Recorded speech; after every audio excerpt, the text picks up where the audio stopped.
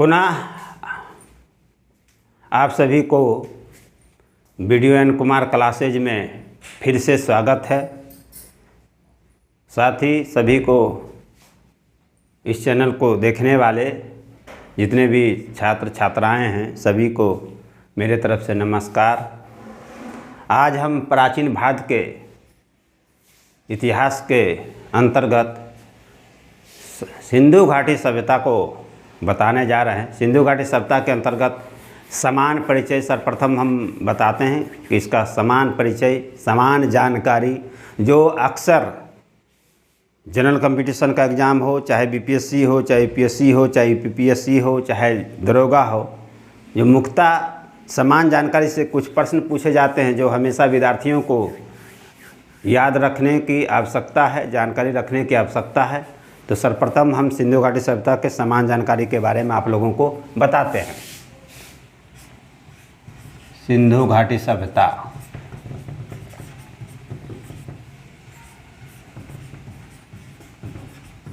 सिंधु घाटी सभ्यता जीएस के दृष्टिकोण से पीटी प्रारंभिक परिचय समान जानकारी में हम लोग देखते हैं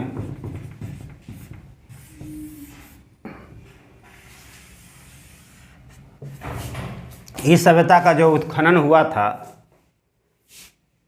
प्रारंभिक समय में, प्रारंभ में, तो इसका पर्यवेक्षणकर्ता कौन था? मुख्य रूप से पर्यवेक्षणकर्ता, ये पर्यवेक्षक, उत्खनन का पर्यवेक्षक, उत्खनन का पर्यवेक्षक हम लोग देखते हैं तो जॉन मार्शल थे। इन्हीं के देखरेख में उत्खनन हुआ था हड़प्पा नामक स्थल पे। उद्भव, इस सभ्यता का उद्भव ताम्रपाषाण संस्कृति के पृष्ठभूमि पे हुआ, पृष्ठभूमि पर हुआ। अगर हम आगे देखें, इसे एक नंबर लेते हैं क्रम से, अगर हम इसे आगे देखते हैं तो इस सभ्यता का प्रारंभिक बस्ती कौन था? प्रारंभिक बस्ती, अगर प्रारंभिक बस्ती हम देखते हैं तो ईरानी, बलूची ग्राम संस्कृति कहा जाता है। ग्राम संस्कृति जिसका मुख्य केंद्र था, संस्कृति मुख्य केंद्र था मेहरगढ़ बलूचिस्तान क्षेत्र में पड़ता है। अगर इस सभ्यता को हम लोग उद्भव का आधार देखते हैं, उद्भव का आधार,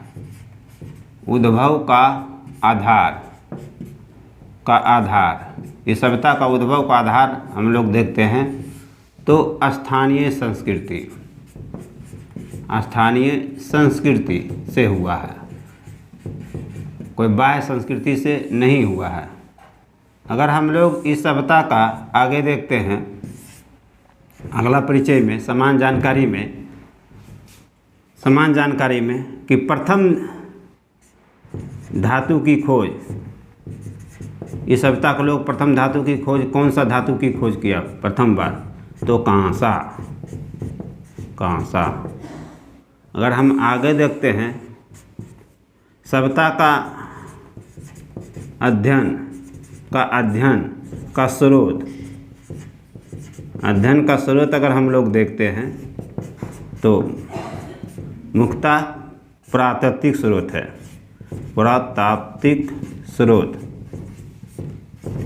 स्रोत।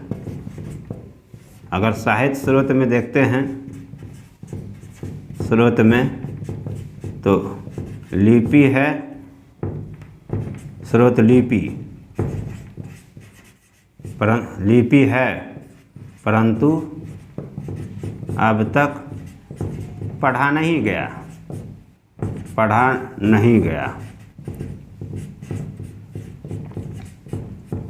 आगे अगर हम देखते हैं इस सभ्यता का कालक्रम, अगर कालक्रम हम लोग देखते हैं सभ्यता का कालक्रम, कालक्रम कालक्रम तो इसको 3 भागों में हम लोग देखते हैं। इसका रेडियो कार्बन C40, तो विद्वानों ने इसे 2300 BC से 1700 BC माना है। 2300 BC से 2400 BC से 1700 BC माना है। अगर ये सभ्यता को अगर विकसित अवस्था देखते हैं, पूर्ण विकसित अवस्था का काल, विकसित अवस्था अगर पूछेगा पूर्ण विकसित अवस्था का काल क्या था सिंधु घाटी सभ्यता का, तो इसका काल है 2400 BC से 1900 BC। अगर हम इस सभ्यता को देखते हैं पतन प्रारंभ, तो 1750 BC में प्रारंभ हो गया था। पतन का मुख्य कारण था बाढ़, पतन का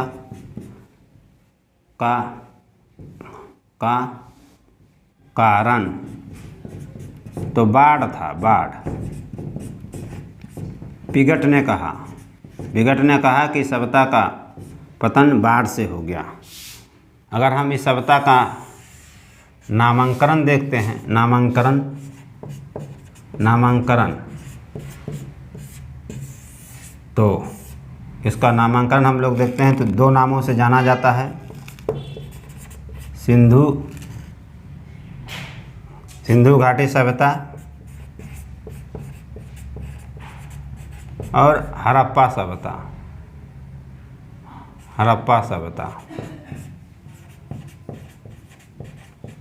हड़प्पा सभ्यता इसलिए कहा जाता है कि हड़प्पा नामक स्थल पर सर्वप्रथम बार खोज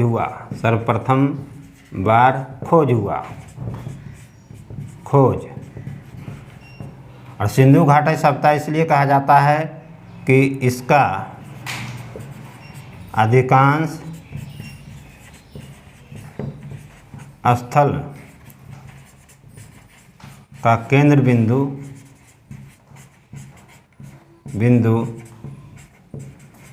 सिंधु नदी किनारे था, सिंधु नदी।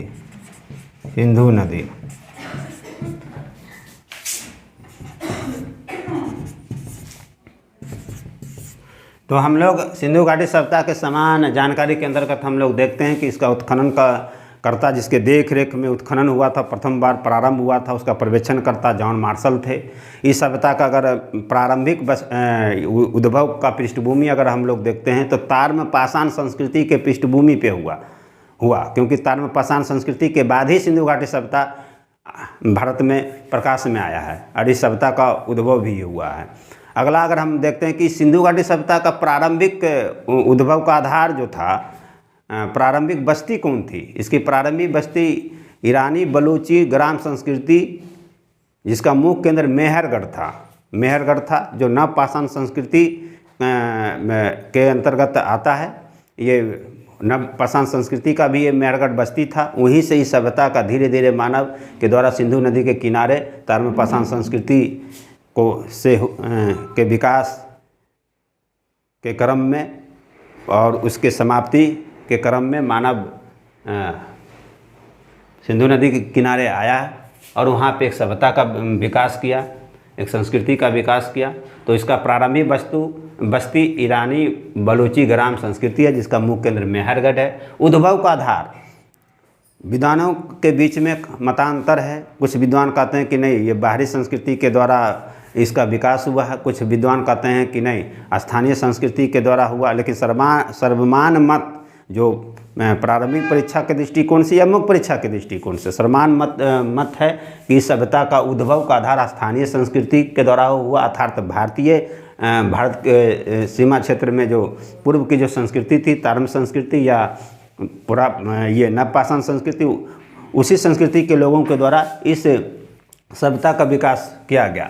अगर हम इसका देखते हैं कि इस सभ्यता में सर्वप्रथम किस धातु की खोज हुई मानव के द्वारा, तो कांसा धातु की खोज सिंधु घाटी सभ्यता के लोगों ने किया था। सभ्यता का अध्ययन का स्रोत कि इस सभ्यता विद्वानों ने जो अनुसंधान किए विभिन्न स्थल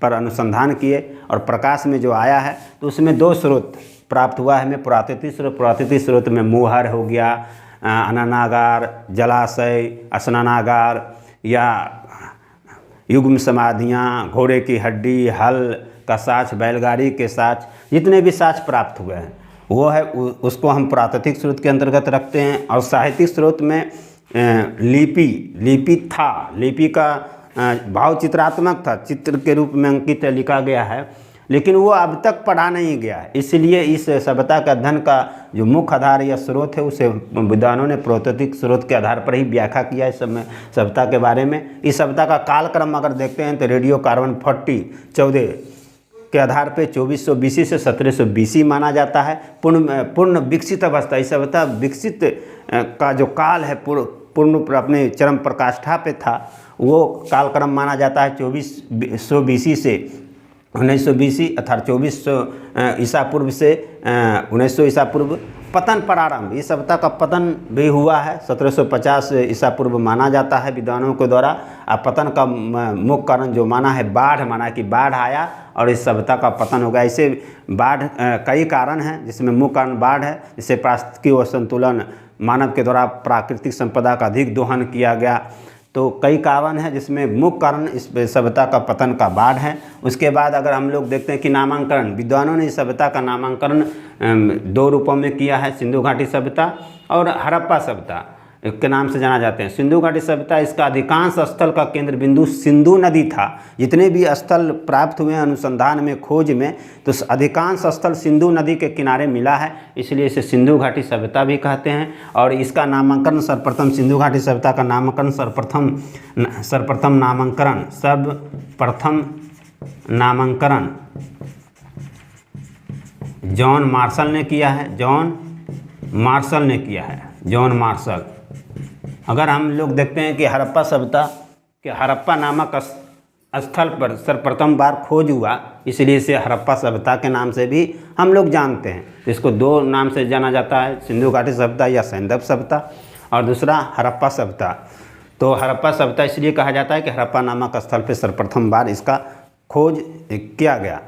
तो अब इस यहाँ तक आप लोग समान जानकारी के रूप में यहाँ तक आप समान जानकारी प्राप्त कर लिए होंगे 8वां क्रम तक। अब आपको आगे फिर पुनः बताया जाएगा। रुक जाइए।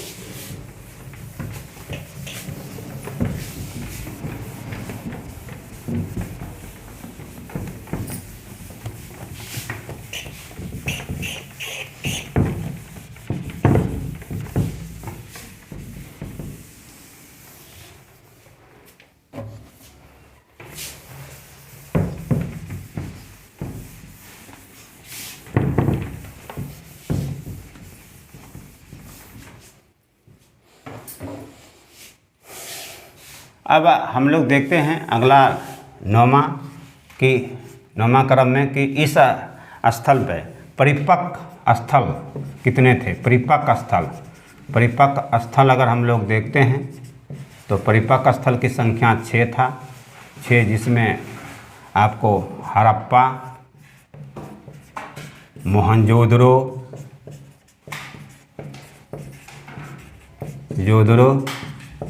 उसके बाद बनवाली, उसके बाद आपको कालीबंगन, उसके बाद लोथल, उसके बाद धौलावीरा। ये परिपक्व अवस्था में था, इसे परिपक्व अवस्था का स्थल माना जाता है धौलावीरा विद्वानों के द्वारा। धौलावीरा। आगे अब तक कुल कितने स्थल यहाँ से खोज हुआ है। उत्खनन में पाए गए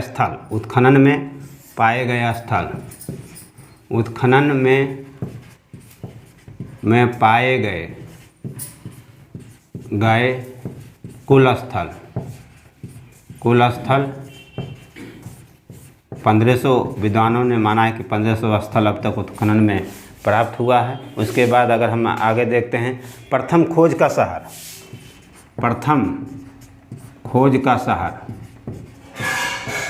शहर हड़प्पा था। अगर हम लोग आगे देखते हैं कि नवीनतम खोज का शहर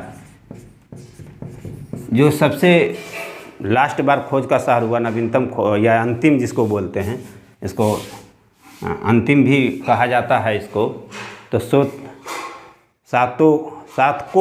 सात को नवीनतम खोज का शहर है सात को। अगर हम लोग देखते हैं कि भारत की स्वतंत्रता प्राप्ति, यानी स्वतंत्रता के पश्चात स्वतंत्रता के पश्चात खोज का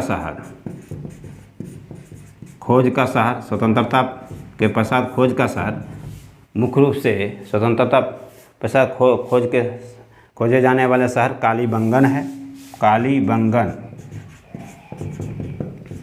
कालीबंगन सबसे अंतिम समय तक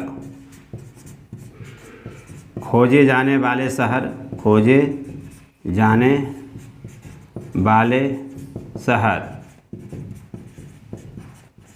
धौलावीरा है। धौलावीरा इसका खोज 1990 से 91 तक जारी रहा है। उसके बाद अगर हम देखते हैं, सबसे अधिक पाए जाने वाले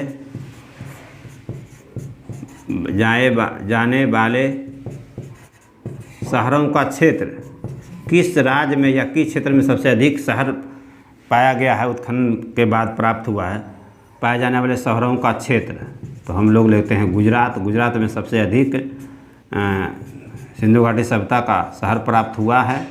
अगर हम आगे देखते हैं, सबसे प्राचीन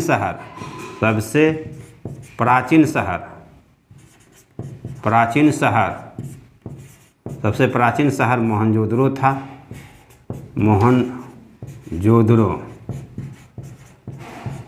सबसे प्राचीन शहर अगर देखते हैं तो मोहनजोदड़ो है। सबसे बड़ा शहर इस सभ्यता का सबसे बड़ा शहर धौलावीरा है। अगर हम लोग देखते हैं कि इस सभ्यता का जुड़वा शहर या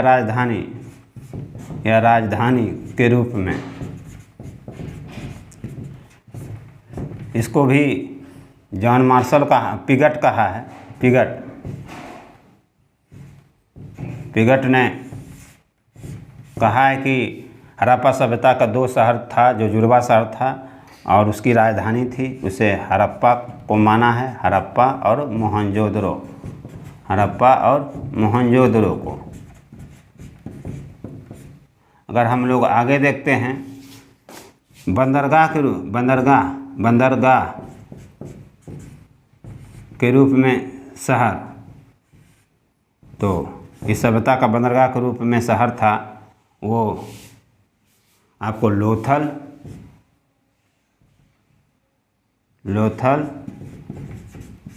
और सुरकोटदा। अगर हम लोग देखते हैं कि समुद्र तट के किनारे शहर कौन था, तो वो था सुरकोटदा और सुतकागेंडोर।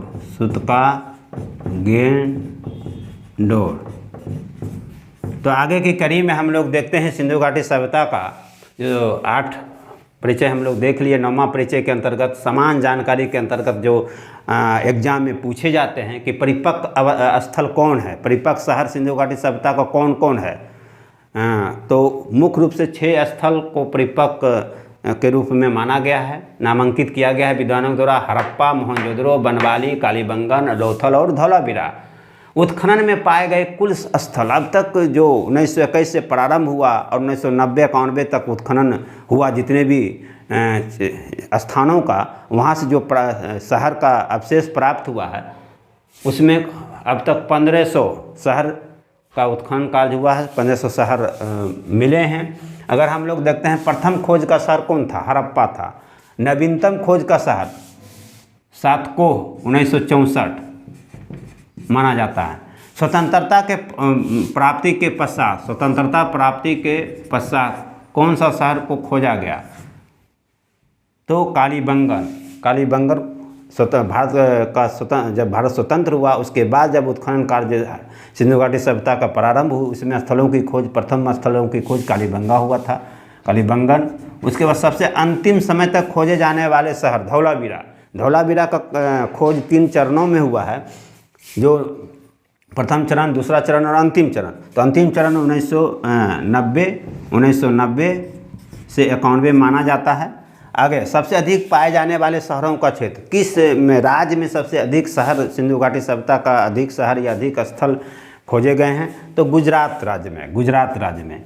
सबसे प्राचीन शहर सिंधु घाटी सभ्यता का सबसे प्राचीन शहर किसे कहा जाता है, तो सबसे प्राचीन शहर मोहनजोदड़ो को कहा जाता है, सबसे प्राचीन शहर माना जाता है उसके साक्ष्य के आधार पे, प्राकृतिक अवशेष के आधार पे।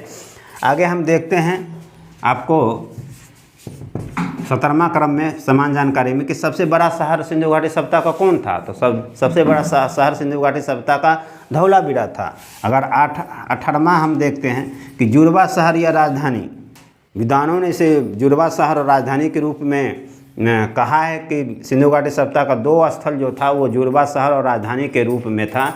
वो आपको पिगट विद्वान है, उन्होंने कहा है। तो 2 स्थल को चिन्हित किया, हड़प्पा और मोहनजोदड़ो। तो सिंधु घाटी सभ्यता का जुड़वा शहर या जुड़वा राजधानी के रूप में हड़प्पा, मोहनजोदड़ो को माना जाता है। बंदरगाह के रूप में इस सभ्यता का व्यापार काफ़ी विकसित अवस्था में था। स्वाभाविक है, बाह्य व्यापार मेसोपोटामिया के साथ होता था, तो उसमें बंदरगाह का साथ, जब तक बंदरगाह नहीं होगा तो बाह्य देशों से समुद्र के माध्यम से व्यापार नहीं हो सकता। इसका मतलब है कि बंदरगाह था। तो बंदरगाह के रूप में चर्चित जो स्थल है वो लोथल और सुगोदा, यहाँ से बंदरगाह गोदीवारा का साक्ष्य प्राप्त हुआ। समुद्र तट के किनारे वो कौन से 2 शहर थे, सिंधु घाटी सभ्यता का सारे शहर ये नदियों के किनारे हैं, और लेकिन कुछ ऐसे शहर हैं जो समुद्र तट के किनारे हैं, तो वो है सुरकोटदा और सुतका गेंडोर। ये समुद्र तट के किनारे का शहर है सिंधु घाटी सभ्यता का। तो आप समान जानकारी के अंतर्गत आप मुख्य रूप से देख लिए हैं कि ये इसका समान जानकारी था। और अब हम आगे इसके सिंधु सभ्यता का आकार और विस्तार क्षेत्र के बारे में आप लोगों को बताते हैं कि सिंधु घाटी सभ्यता का आकार और विस्तार क्षेत्र क्या था।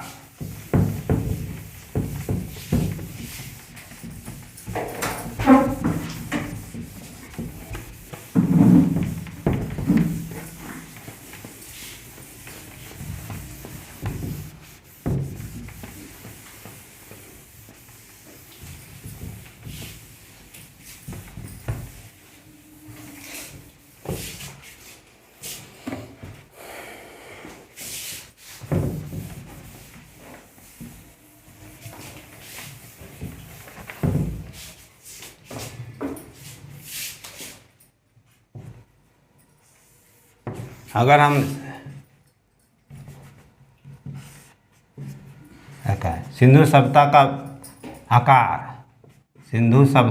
आकार अगर हम लोग देखते हैं, सिंधु सभ्यता का आकार, अगर आकार के बारे में हम लोग जानते हैं तो ये इसे विद्वानों ने माना है कि त्रिभुजाकार था। त्रिभुजाकार।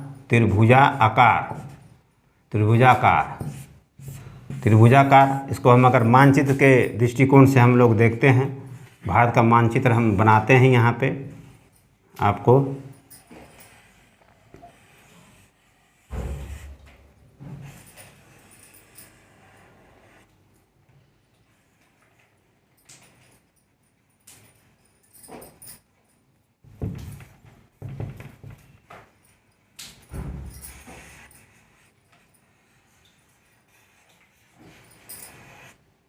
अगर हम यहाँ लिखते हैं मांडा, मांडा, मांडा, मांडा जम्मू कश्मीर क्षेत्र है, चिनाब नदी के किनारे था, चिनाब नदी।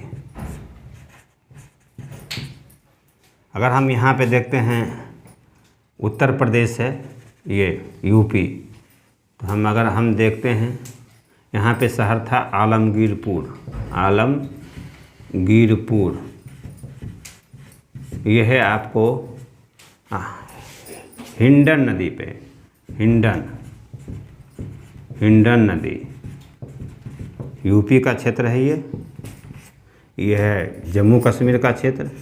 अगर हम लोग इसका पश्चिमी क्षेत्र देखते हैं, पश्चिमी क्षेत्र तो सुतका गेंडोर, सुतका गेंडोर, ये पाकिस्तान में पड़ता है द्वासक नदी पे, द्वासक नदी पे पश्चिमी क्षेत्र। अगर हम लोग यहाँ महाराष्ट्र देखते हैं, महाराष्ट्र,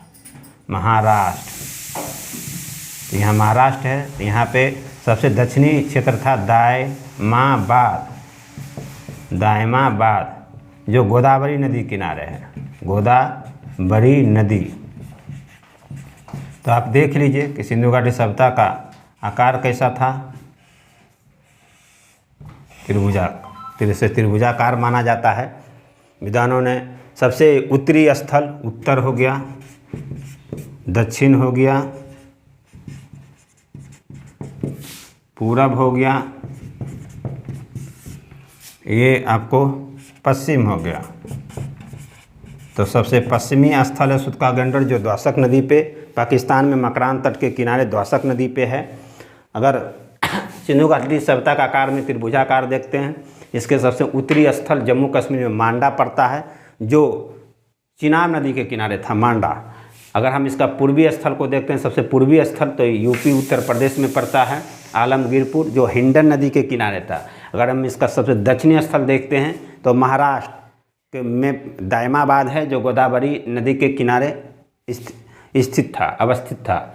अगर हम इसका सबसे पश्चिमी स्थल देखते हैं तो सुतका गेंडोर, जो द्वासक नदी के किनारे अवस्थित था। तो ये सिंधु घाटी सभ्यता का अगर आकार पूछेगा तो त्रिभुजाकार हुआ, और इसका ये क्षेत्रफल, ये इसका क्षेत्र था, पश्चिमी बिंदु अंतिम बिंदु, पूर्वी अंतिम बिंदु, उत्तरी अंतिम बिंदु और दक्षिणी अंतिम बिंदु। अब हम सिंधु घाटी सभ्यता का विस्तार क्षेत्र देखते हैं कि इसका विस्तार क्षेत्र क्या था।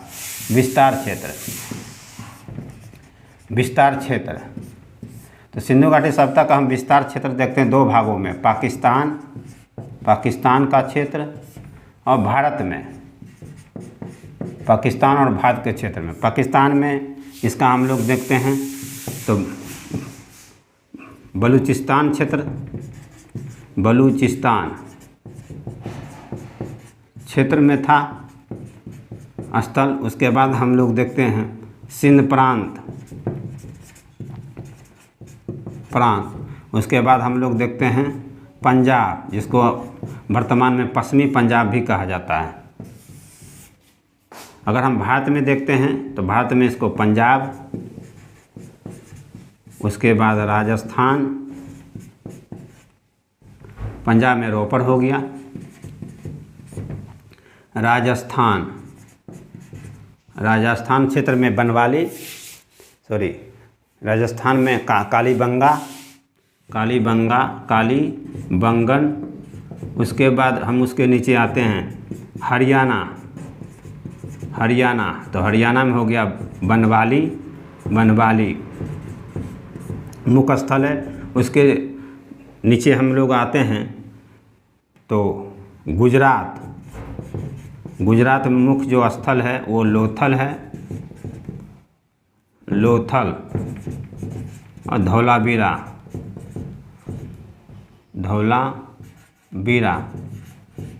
अगर हम पूरब की दिशा में बढ़ते हैं, उसके नीचे आते हैं तो महाराष्ट्र अगर हम लेते हैं, तो महाराष्ट्र में था दायमाबाद।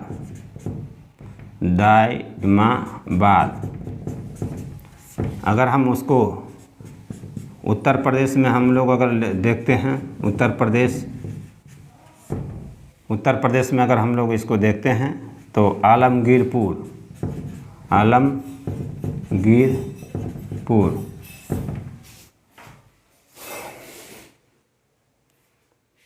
अगर जम्मू कश्मीर, अगर हम जम्मू कश्मीर सबसे उत्तरी लेते हैं तो मांडा, जम्मू कश्मीर मांडा। ये सिंधु घाटी सभ्यता का विस्तार था। अगर हम लोग देखते हैं सिंधु घाटी सभ्यता के समकालीन स्थल, समकालीन सभ्यता कौन था? 21, 22।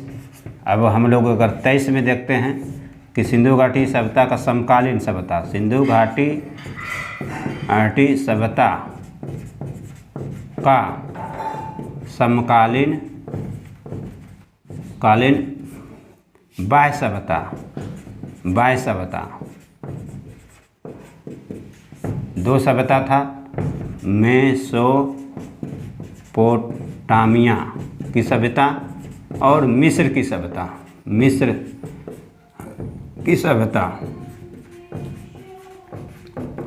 तो इस प्रकार हम लोग सिंधु घाटी सभ्यता के समान जानकारी के अंतर्गत हम लोग मुख्य रूप से 22 बिंदुओं को हम लोग पढ़े हैं। 21वां बिंदु है सिंधु सभ्यता का आकार त्रिभुजाकार था। इसका ये उत्तरी, सबसे उत्तरी बिंदु मांडा जो जम्मू कश्मीर क्षेत्र में चिनाब नदी के किनारे, दक्षिणी बिंदु दायमाबाद जो महाराष्ट्र क्षेत्र में पड़ता है गोदावरी नदी के किनारे, सबसे पूर्वी बिंदु, पूर्वी स्थल इसका था वो आलमगीरपुर जो हिंडन नदी के किनारे उत्तर प्रदेश में पड़ता है, और सबसे पश्चिमी बिंदु सुतका गंडोर जो पाकिस्तान के मकरान तट पर द्वासक नदी के किनारे अवस्थित था। अगर हम लोग इसका विस्तार क्षेत्र देखते हैं तो पाकिस्तान में जो स्थल है बलूचिस्तान क्षेत्र है, सिंध प्रांत है और पंजाब में है। ये मुख्य स्थल था इसका सिंधु घाटी सभ्यता का। अगर हम लोग इसका पंजाब में जैसे यहाँ पे था हड़प्पा यहीं पे है। सिंध प्रांत में अगर हम लोग देखते हैं तो मोहनजोदड़ो